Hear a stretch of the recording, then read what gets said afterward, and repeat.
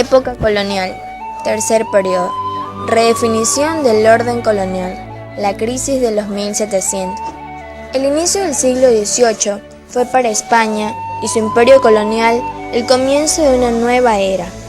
Los monarcas de la dinastía Borbón, que llegaron al trono luego de una guerra de alcance europeo, intentaron superar las formas de administración tradicional e impulsaron un proyecto de modernización que tendría que hacer de España una potencia industrial.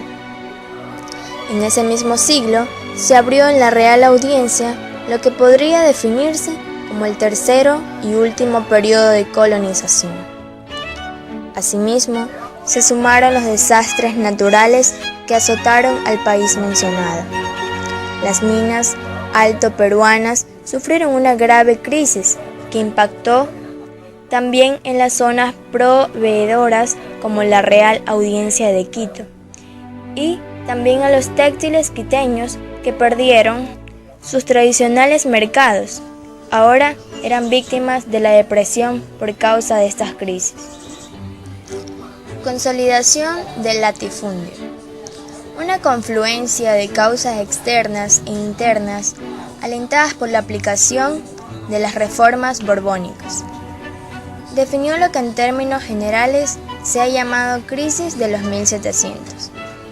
Así se delineó un nuevo pacto colonial, cuyas consecuencias, sobre todo en nuestro país, pueden ser catalogadas entre las grandes transformaciones de su historia.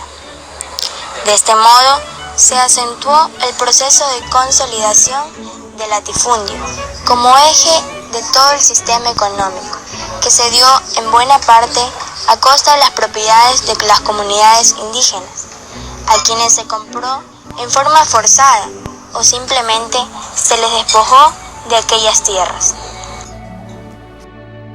Pero la necesidad de pagar tributos, compromisos religiosos, entre otros, obligó a los indígenas a trabajar más tiempo.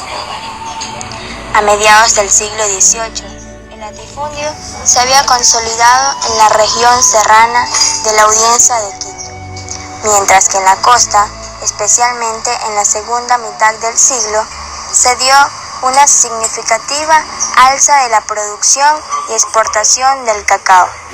De este modo, surgió un nuevo modelo de inserción en el mercado mundial. Fin de la época colonial.